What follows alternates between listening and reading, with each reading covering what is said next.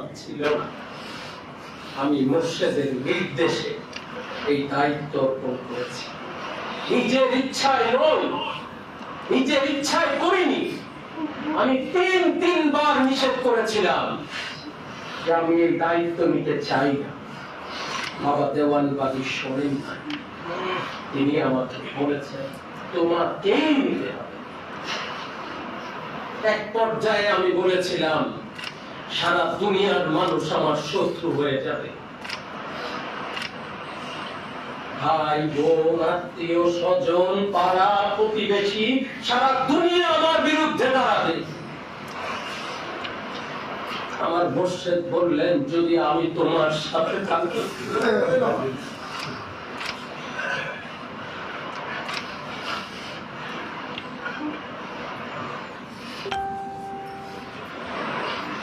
মুর্শিদ যদি বলেন আমি তোমার সাথে থাকি, আমার যে যোগ্যতা আছে বলেন, তাকে না করার কি যোগ্যতা রাখি আমি? আমি মুর্শিদের নির্দেশেই দায়িত্ব নিয়েছি। কিন্তু এত এমন বড় বোঝা, আল্লাহর কসম এই বোঝা অনেক ভারী, এই বোঝার জ্বালা অনেক, এই বোঝার কষ্ট। শিক্ষক ভালো সেই দিন যেই দিন তার ছাত্র ক্লাসে পাস করে। বাংলাদেশের সবচেয়ে বড় স্কুলে যান, যদি আপনার ছেলে পাস না করে আপনি বলবেন এই ফালতু স্কুলে আমার ছেলেকে কেন দিলাম, এই ফালতু শিক্ষকের কাছে কেন দিলাম। দায়িত্ব নেওয়া সহজ, কিন্তু দায়িত্ব নিয়ে বাবা দেওয়ানবাগীর মুরিদকে আল্লাহ প্রাপ্তি, আল্লাহর সন্তুষ্টি অর্জন করা অনেক কঠিন কাজ। আমি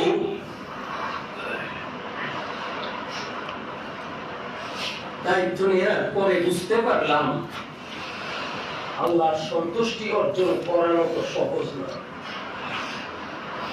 আল্লাহ প্রাপ্তি তো সহজ না, অনেক কঠিন।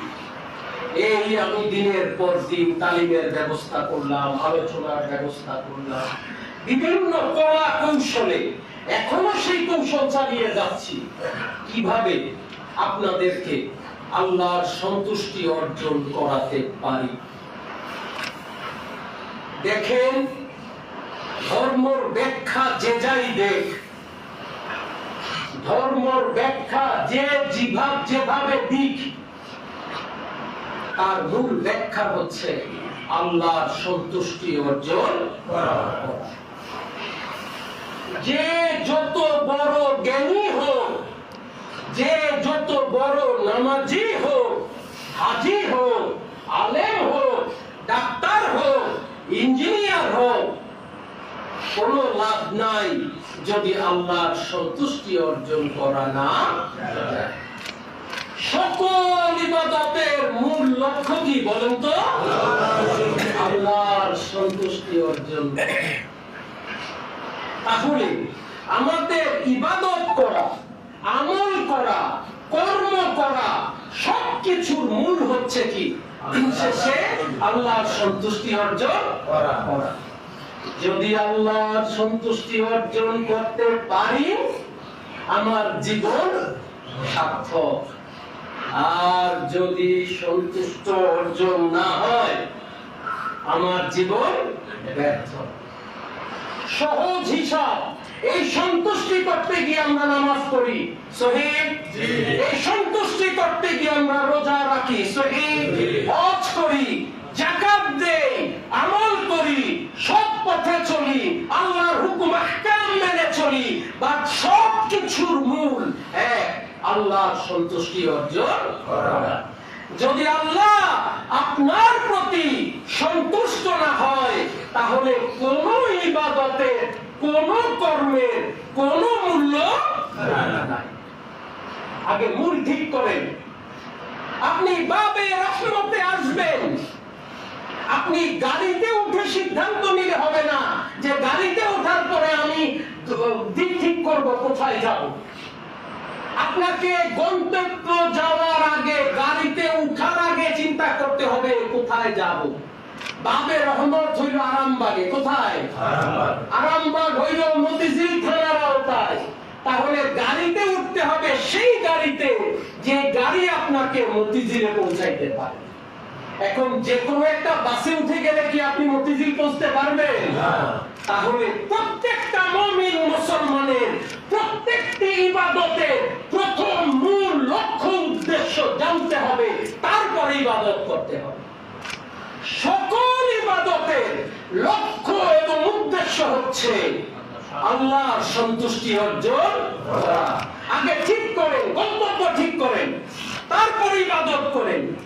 গন্তব্য ঠিক না করে ইবাদত করলে, বাসে উঠলে গন্তব্য ঠিক না করে বাসে উঠলে যেমন আরেক জায়গায় পৌঁছে যাবেন, ঠিক তেমনি ভাবে গন্তব্য ঠিক করেন না করে যদি আপনি ইবাদত করেন, আপনি আল্লাহ থেকে পাওয়া দূরের কথা, লেফট রাইট সেন্টার কোথায় দৌড়াবেন আপনি নিজেই বুঝতে পারবেন না।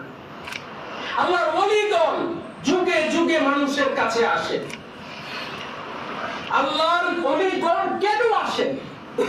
আজকে যারা বলে ওলির দরকার নাই, আজকে যারা বলে ওলিউল্লাহর দরকার নাই, তাহলে নবী আল্লাহর দরকার কি ছিল? কিতাব লৌহে মাহফুজ থেকে সরাসরি তো আল্লাহ তাআলা জগতে পাঠিয়ে দিতে পারতেন, পারতেন না পারতেন না? রাসূলুল্লাহর দরকার ছিল, নবী মুহাম্মদ সাল্লাল্লাহু আলাইহি ওয়াসাল্লামের দরকার ছিল, ইব্রাহিম আলাইহি ওয়াসাল্লামের দরকার ছিল, মুসা আলাইহি ওয়াসাল্লামের দরকার ছিল।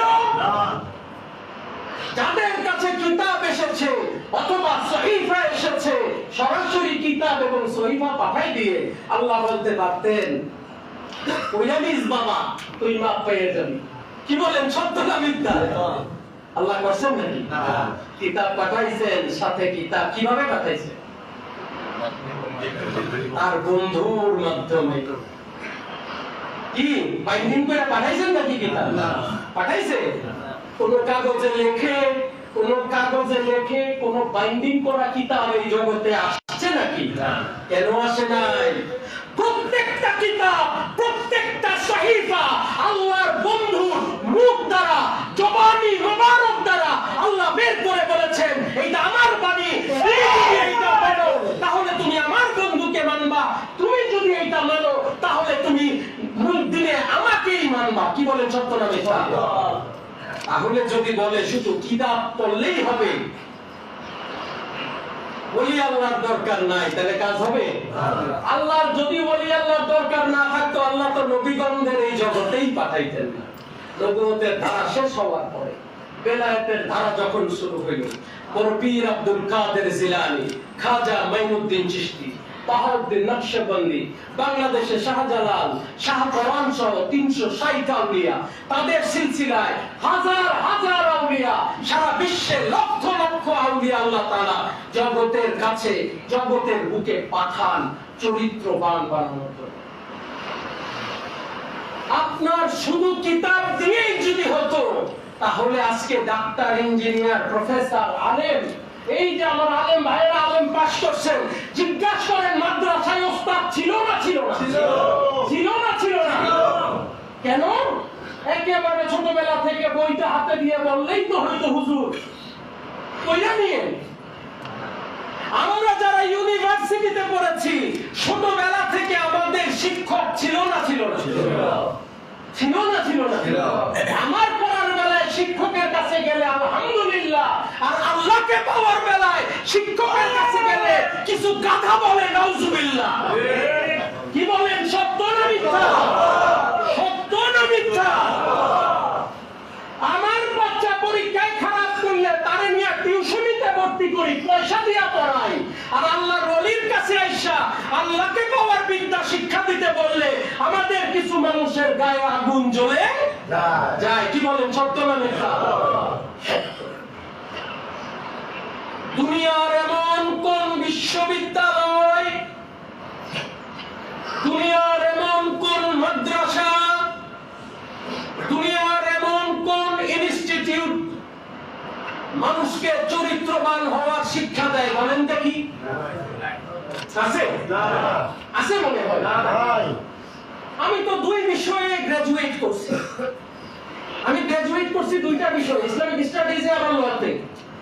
আমি এখনো দেখি নাই, হুজুর আছে নাকি আপনাদের প্রতিষ্ঠান আছে চরিত্রবান হওয়ার প্রতিষ্ঠান আছে? সারা বিশ্বে একটা প্রতিষ্ঠান জগতের বুকে কেউ দেখাইতে পারবে না যেটা চরিত্রবান হওয়ার জন্য চরিত্রবান হওয়ার শিক্ষা দেওয়া হয়। কি বলেন, সত্য না মিথ্যা? আছে না? একটা মাত্র প্রতিষ্ঠান চরিত্রবান হওয়ার শিক্ষা দেয়, আল্লাহর ওয়ালির দরবার, যেটা জগতের কেউ দিতে পারে না। আল্লাহর ওয়ালির কাছে আসলে তার সিনার সাথে নিজের সিনা মিলাইয়ে, তার ফেস নিজের সিনায় পড়লে ওই অন্তর পাপাচারে লিপ্ত হতে পারে না। কি বলেন পারে? বাবা দেওয়ানবাগীর কদমে এসে নিজেকে অনেক পাপ থেকে মুক্ত করেছেন এমন কারো আছেন? হাত উঠান। বাবা দেওয়ানবাগীর কদমে এসে দুনিয়ার অনেক পাপ থেকে নিজেকে কারা কারা মুক্ত করতে পেরেছেন? হাত উঠান। আল্লাহু আকবার, আল্লাহু আকবার। দেখেন আশিকে রাসূলের হাত উঠিয়েছে। এইটা চরিত্রবান হওয়ার বিদ্যালয়, এখানে চরিত্রবান হওয়া যায়। লক্ষ লক্ষ আশিকে রাসূল হাত তুলে সাক্ষী দিচ্ছে তারা নিজেকে পরিবর্তন করতে পেরেছে, এইটাই তার প্রমাণ। কি বলেন, সত্য না মিথ্যা? কোর্টে তিনটা সাক্ষী হইলে রায় হয়ে যায়, লক্ষ আশিকে রাসূল সাক্ষী দেয় বাবা দেওয়ানবাগীর কদমে এসে চরিত্রবান হওয়ার বিদ্যা অর্জন করেছি। করেছি না করি না? নিজেকে পরিবর্তন করতে পেরেছি কি পারি না? হাত নামান। কি বলেন, সত্য না মিথ্যা? সত্য। আল্লাহর ওয়ালিগণ যুগে যুগে আসেন মানুষকে চরিত্রবান বানাতে।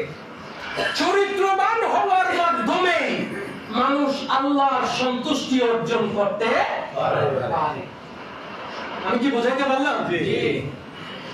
দুশ্চরিত্র লোক কি আল্লাহর সন্তুষ্টি অর্জন করতে পারে না? আইনের বইয়ে সিআরপিসির ধারা যদি খুলেন, কোন অপরাধের কোন সাজা সব লেখা আছে। আছে না নাই? কি আছে না নাই? হ্যাঁ, আইন প্রয়োগকারী সংস্থা আছে। আছে না নাই? পুলিশ আছে না?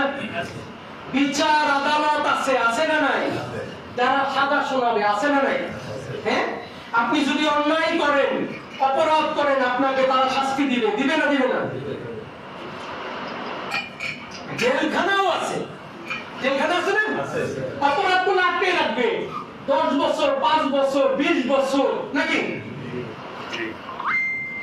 হত্যা করলে আবার ফাঁসিও দিবে। সত্য না মিথ্যা? আবার ডিটেনশনও আছে, নাকি? আবার ডিটেনশনও আছে।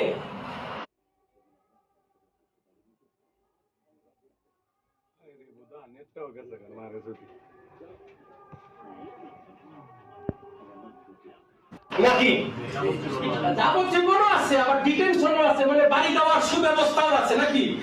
হ্যাঁ, বেশি কথাবার্তা না শুনলে একটু বাড়ি টাড়ি দেওয়ার। লক্ষ লক্ষ আইনজীবী, হাজার হাজার জাজ, হাজার হাজার প্রতিষ্ঠান কারেকশন সেন্টার খুলে বসছে। যেখানে ইংরেজিতে কারেকশন সেন্টারই বলে, আসলে মানে ভারতে কারেকশন সেন্টার বলে, যেখানে মানুষ পরিবর্তন হবে। লক্ষ লক্ষ মানুষ এই চরিত্রবান বানানোর চেষ্টায় লিপ্ত আছে। আবার মাইনের সুব্যবস্থা, ঝুলানের ব্যবস্থা, সাজার ব্যবস্থা কি নাই? কিন্তু মানুষ তো পরিবর্তিত হয় না। বাংলাদেশ একমাত্র জাতি আমার কাছে মনে হয় যারা কিছু হইলে দৌড় দিয়ে গিয়ে মাস্টার্স করে। বিশ্বের এমন দেশের বড় অভাব, যারা ম্যাক্সিমাম মানুষ মাস্টার্স করতে চায়। কলেজের পরে ম্যাক্সিমাম দেশেই পড়াশোনা করতে চায়, কারণ তার যদি হায়ার স্টাডির দরকার হয় তাহলে করে, নয়তো করে। তারা অনেকেই আছে যার হায়ার স্টাডির দরকার নেই, তিনি প্লাম্বার হবে, তিনি এইটা হবে, তিনি ওইটা হবে। বিভিন্ন কাজ আছে যেটার জন্য গ্রাজুয়েশন জরুরি না। তো বাংলাদেশে হোক আর না হোক, বাপ মানব ছেলে পেলে না তোর ভার্সিটি যাওয়াই লাগবে, কি না তোর মাস্টার্স করতে হবে। এই বাপ মা যদি ছোটবেলার থেকে এই প্রেসার দিত যে তোর চরিত্রবান হইতে হবে, আগে মানুষ হইতে হবে, তারপরে পড়াশোনা শিখ। মানুষ না হইলে পড়ে পড়ে ডাক্তার, ইঞ্জিনিয়ার, প্রফেসর হয়ে লাভ কি? দিন শেষে তো পশুর মতো আচরণ করবো আমরা। যে বাবা মা আমারে পড়ানোর জন্য স্কুল কলেজ ভেঙে ফেলাইলেন নাকি? আমার মা রাস্তায় বসে আমারে পাহারা দিলেন, আসলে এখন ওই যে গার্ডিয়ানরা রাস্তায় বসে থাকে না, আমারে পাহারা দিলেন। এই মারই তো দিন শেষে আমি লাঠি দিয়ে বাসা থেকে বাইর করে দিব, কারণ আমি তো চরিত্রবান হই নাই। এই বাবাকেই পুরা বয়সে যখন বিছানায় পড়বে আমি বলবো তুই বাইর হ, কারণ আমার তো চরিত্র নাই। আগে মানুষ হইতে হবে, তারপরে আল্লাহকে পাইতে হবে। আমাদের প্রত্যেকটা আশিকে রাসূলের দায়িত্ব নিজে মানুষ হওয়া, নিজের মধ্যে মনুষ্যত্ব তৈরি করা এবং নিজেকে আশিকে রাসূল বানানো। যদি আমরা সেটা না পারি তাহলে আল্লাহর সন্তুষ্টি অর্জন হবে হবে নাকি? চরিত্র ঠিক না হলে আল্লাহ সন্তুষ্ট হবে না। আপনি নামাজ পড়লেন কিন্তু আপনি দিন শেষে চুরি করেন, লাভ হবে? হ্যাঁ, আপনি নামাজ পড়ে পরের হক মারলেন, লাভ হবে? আপনি হজে যান প্রতি বছর, হাদিসা বলেন আর সুদ খান, কি লাভ হবে নাকি? তাহলে ইবাদত করলেও যদি আপনার চরিত্র না থাকে, ইবাদতের কোনো মূল্য নাই। So most important part of human life is character. কি? চরিত্র। চরিত্র না হইলে ডাক্তারের দাম নাই, প্রফেসরের দাম নাই, আলেমের দাম নাই, হুজুরের দাম নাই, শিক্ষকের দাম নাই। আছে কেন দাম? হ্যাঁ, 1000 কোটি টাকার মালিক কিন্তু চরিত্র ঠিক নাই, লাভ আছে? যার চরিত্র নাই তার কিছুই নাই, আর যার চরিত্র আছে তার সব আছে। বাবা দেওয়ানবাগী শিক্ষা, আমার শিক্ষা, আমি তো গোলাম মানুষ। আমার যোগ্যতা হইল বাবা দেওয়ানবাগীর শিক্ষা, আমার যোগ্যতা হইল আমার মুর্শিদ কেবলা জানের দয়া। আর কি যোগ্যতা আমার? আমার এইটুকুই যোগ্যতা। তাই আজকের এই দিনে আমরা যদি চেষ্টা করি নিজেকে আলোকিত করতে, বা আমরা যদি সংকল্প করি আমরা নিজেকে আলোকিত করব এবং সেই সংকল্প অনুযায়ী আমরা কাজ করি, সারা বিশ্বের মানুষ আমাকে আজকে দেখছে, আমার মাধ্যমে সকলের কাছে আহ্বান করি, আসুন আমরা সবাই চরিত্রবান হই। আসুন আমরা সবাই সকল ইবাদতের মাঝে মালিকের সন্তুষ্টি খুঁজে বেড়াই, মালিককে খুঁজে বেড়াই এবং তার সন্তুষ্টির জন্য নিজেকে অগ্রসর করি। মহান মালিক আমাদেরকে সেই তৌফিক দান করেন। আমিন। সম্মানিত আশিকে রাসূলেরা, অনেক কিছু বলার আছে, সময় বলার অনেক কিছু থাকলেও সময় সংক্ষিপ্ত। আমার দাওয়াতে দূর দূরান্ত থেকে আসছে, কেউ 8 ঘন্টা, 10 ঘন্টা, 12 ঘন্টা পর্যন্ত বাসে চড়ে আসছে, তারা বাড়ি ফেরত যাইতে হবে। আমি আসরের আগে যদি না ছাড়ি, তাদের বাড়ি যাইতে অনেক রাত হয়ে থাকে, চাইলেও বলার সুযোগ নাই। আমি আমার মালিকের কাছে পানা চাই, দয়া চাই, আজকে যারা উপস্থিত হয়েছেন তাদের জন্য মালিক যেন দয়া করে আমাদের এই ক্ষুদ্র আয়োজনকে কবুল করে নেন, আমাদের আশিকে রাসূলদেরকে কবুল করে নেন। যারা কষ্ট করে রাস্তায় বসে রৌদ্রে পুড়ে এই কষ্টে আজকে সারা রাত রাস্তায় বসে মুরাকাবা করেছেন, আল্লাহকে পাওয়ার চেষ্টা করেছেন, আমি তাদের জন্য মালিকের কাছে ক্ষমা চাই। মালিক দয়া করে তাদেরকে মাফ করে দেন। যারা সম্মেলনে যোগ দিয়েছেন, যারা যোগ দিতে পারেন নাই, যারা অসুস্থ, যারা জাকের বোনেরা যারা আসতে পারেন না, এবং তাদেরকে কবুল করুন। আমি মালিকের কাছে দয়া চাই, আমাদেরকে শান্তিময় দেশে রাখার সুযোগ দেন, যেই দেশে আর মাজার ভাঙা হবে না, যেই দেশে আর রোজার উপরে আঘাত করা হবে না, যেই দেশে আল্লাহর ওলিদেরকে আর গালি দেওয়া হবে না, যেই দেশে কোন ওলি আল্লাহর মাজারের উপরে আঘাত করা হবে না, আমরা একে অপরকে সম্মান দিয়ে, ইজ্জত দিয়ে, ভালোবাসা দিয়ে এগিয়ে যেতে পারি, মালিকের কাছে সেই দয়া ভিক্ষা চাই। আমরা ভ্রাতৃত্ব মহব্বত ইশকের মাধ্যমে একে অপরকে নিয়ে এই দেশটা আমার, এই দেশটা তার, এই দেশটা আমাদের, এই আমাদের ভাবাপন্ন করে যাতে এই দেশে বেঁচে থাকতে পারি। এই দেশে হিন্দু যেমন থাকবে, এই দেশে মুসলমান যেমন থাকবে, এই দেশে খ্রিস্টান যেমন থাকবে, এই দেশে বুদ্ধ যেমন থাকবে, এই দেশে ওহাবি যেমন থাকবে, এই দেশে সুন্নিরাও একইভাবে থাকবে। সবাই সবার, কেউ কাউকে ছাড়া না। হয়তো আমার বিশ্বাস আমার কাছে, আপনার বিশ্বাস আপনার কাছে। আপনি আমার কবরে যাবেন না, আর আমিও আপনার কবরে যাব না। যেহেতু আমরা কেউ কারো কবরে যাব না, যেহেতু আমাদের কারোর সাথে কারো কর্ম কবরে নিতে পারবো না, তাহলে কবরের উপরে এত মারামারি করে কি লাভ? চলেন না আপনার বিশ্বাস আপনাকে ইজ্জত করি, চলেন না আমার বিশ্বাসকে আপনি আমার জায়গায় ইজ্জত করেন। আমার বিশ্বাসকে জোর করে আপনার ইচ্ছাটাকে প্রাধান্য দিয়ে আপনার কাছে নিতে চাইনি। আমার মৃত্যুর পরে আমাকে জবাব দিতে হবে। আপনি এক রাত আমার সাথে কবরে থাকবেন না, থাকবেন না কি? এক মিনিটও থাকবেন না। সময় দিয়ে বলবেন সওয়াল জবাব শুরু হয়ে যাচ্ছে, দেই দৌড়। তো ভোদর পার্টির কাছ থেকে তো আমার ধর্ম শেখার দরকার নাই। আমি আমার মুর্শিদকে নিয়ে আসি, আমি আমার মুর্শিদ বাবা দেওয়ানবাগীকে নিয়ে আসি। আমার আশিকে রাসূলেরা তাদের মুর্শিদ বাবা দেওয়ানবাগীকে নিয়ে আসে। কি বলেন, আছে না? আছে না?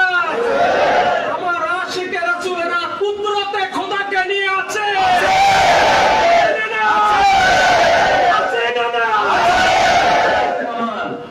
আমাদেরকে আমাদের মতো থাকতে দেন। আমরা রাসূলকে ভালোবাসি, আমরা আল্লাহকে ভালোবাসি, আল্লাহর আদর্শে চলি, রাসূলের মুহাব্বতে চলি। আমরা আমাদের মতো বাঁচতে চাই। আমাদের দেশ হিসেবে, দেশের নাগরিক হিসেবে সুন্দরভাবে বেঁচে থাকার অধিকার আছে। এই দেশ সকলের। এই দেশ কোন একটি জাতির, একটি বর্ণের, একটি ভাষার মানুষের না, সবার। কেউ নোয়াখালীর ভাষায় কথা বলে, কেউ চাঁদগাইয়া ভাষায় কথা বলে, কেউ সিলেটি বলে, কিন্তু এই দেশ বাংলাদেশ, মায়ের দেশ, সোনার দেশ বাংলাদেশ। আমরা ভ্রাতৃত্ব, ভালোবাসা, মহব্বত দিয়ে যাতে একে অপরকে নিয়ে, সবাইকে নিয়ে চলতে পারি, আপনাদের সবার কাছে কামনা করি। যারাই দেশ চালাবেন, যারা চালাচ্ছেন, আগামীতে চালাবেন, সবার কাছে একটি কামনা, চলুন না হিংসা বিদ্বেষ ভুলে ভালোবাসা দিয়ে মানুষের মন জয় করি।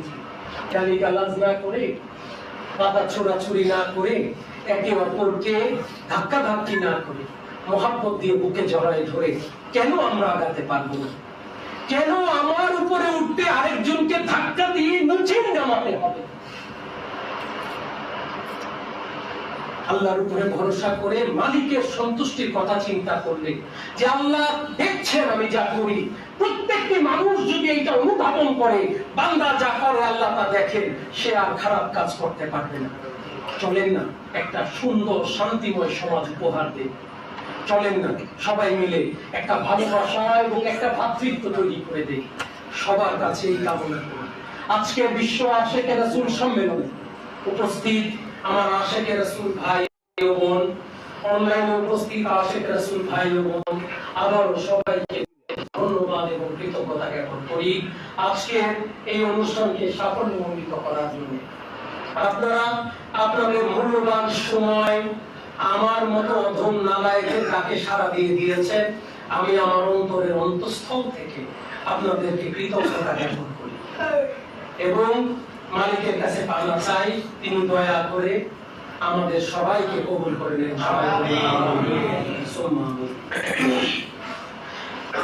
আসুন আমরা সবাই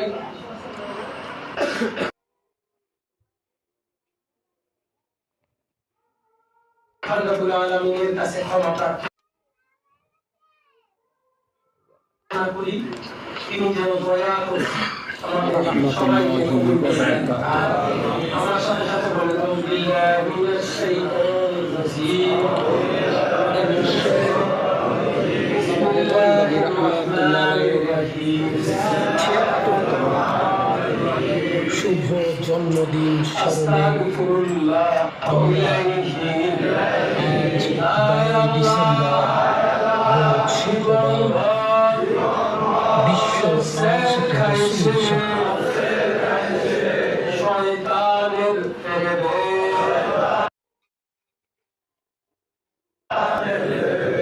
কত প্রকার গুনাহ করিয়াছি,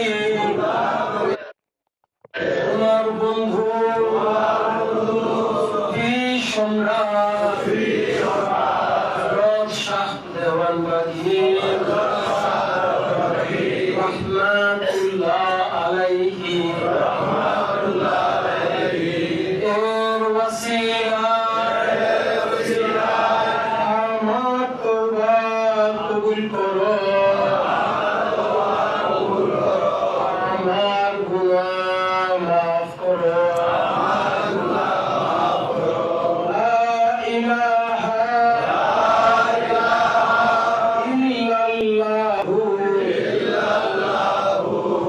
মুহাম্মাদুর রাসূলুল্লাহ।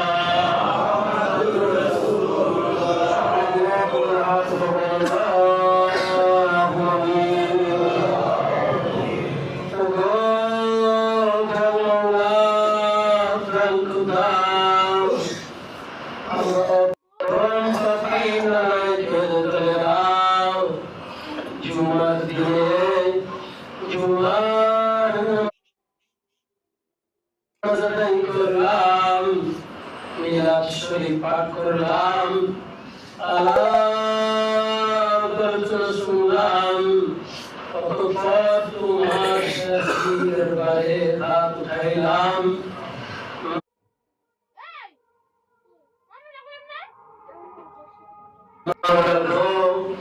এর মধ্যে যত প্রকার ভুলভ্রান্তি করেছি, তুমি দয়া করে তোমার বন্ধুর ওসিলায় আমাদের সবাইকে মাফ করে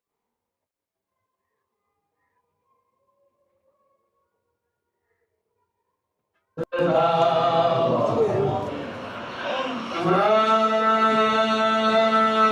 মাফ করে দাও মাওলা, আমাদের ভুলভ্রান্তিকে তুমি মাফ করে দাও, আমাদের ইবাদত সমূহকে তুমি কবুল করে নাও।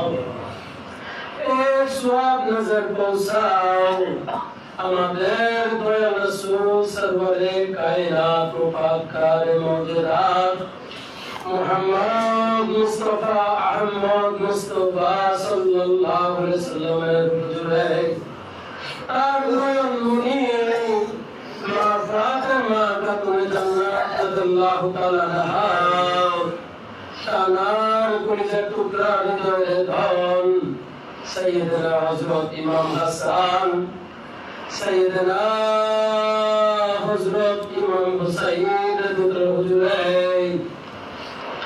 দয়া করে সওয়াব নজর পৌঁছাও।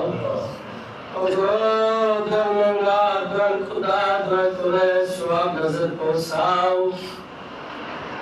আমাদের মহান মুর্শিদ দিন দুনিয়ার কোহিনূর মুহাম্মদ ইসলামের পুনর্জীবন দানকারী যুগের ইমাম আম্বিয়া কেরামের ধর্মের দায়িত্ব ও বেলায়েত লাভকারী আল্লাহর দেওয়া পুরস্কার পূর্ণিমার চাঁদে বাবা দেওয়ান বাগির জীবন্ত প্রতিচ্ছবি সুফি সম্রাট হযরত শাহ দেওয়ান বাগি রহমাতুল্লাহ আলাইহি এবং তার সহধর্মিনী হযরত বড় মা রহমাতুল্লাহ আলাইহার হুজুরে দয়া করে সওয়াব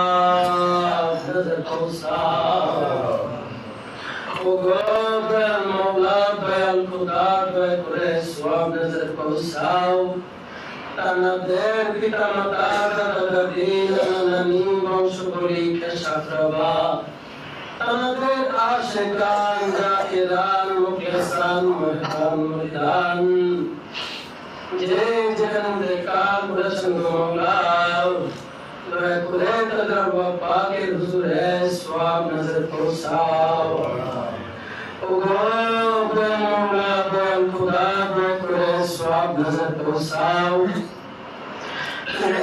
দস্তগীর সুলতান মুশাইখ সুলতানিয়া মুজাদ্দাদিয়া তরিকার ইমাম শাহ চন্দ্রপুরী রাহমাতুল্লাহ আলাইহি এবং তার সহধর্মিনী আলাইহি নওয়াজ হযরত খাজা মাইনুদ্দিন চিশতি রাহমাতুল্লাহ আলাইহি নওয়াজ হযরত খাজা মাইনুদ্দিন চিশতি রাহমাতুল্লাহ আলাইহি ফকির আব্দুল কাদের জিলানী রাহমাতুল্লাহ আলাইহি বাহাদুর নজমান রাহমাতুল্লাহ আলাইহি তানাদের তরিকার সিলসিলায় যত পীর ওলি গাউস কুতুব মুতাবা মুতাবা আকিয়াল আবদাল আওতাদ तमाम পৃথিবীর মুমিন মুমিনাত যে যেখানে ইন্তেকাল করেছেন মাওলা দয়া করে তার ওয়াফাকে হুজুরে সওয়াব নজর পৌঁছাও।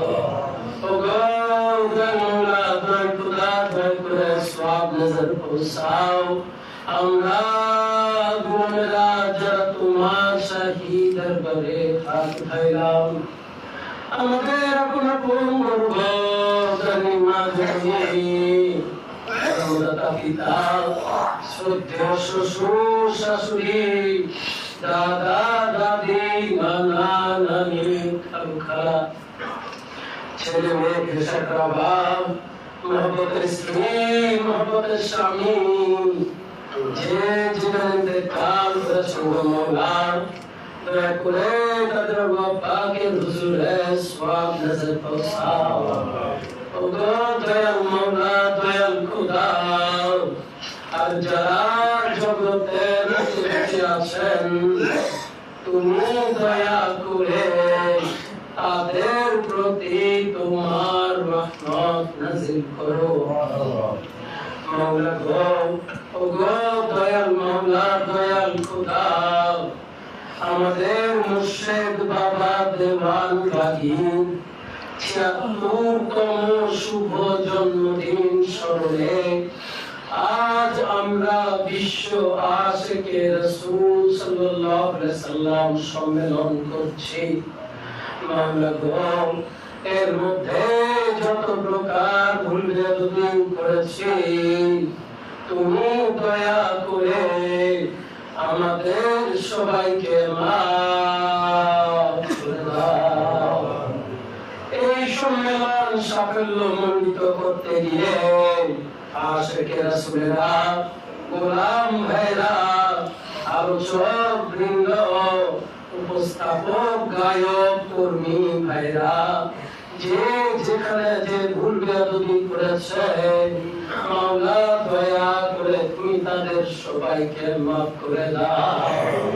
ওগো দয়াল মাওলা দয়াল খুদা আমরা তোমাকে চাই আমরা তোমাকে পেতে চাই আমরা তোমার সন্তুষ্টি চাই আমরা তোমার দয়া চাই তোমার ক্ষমা চাই তোমার মাফ চাই তোমার পানা চাই তোমার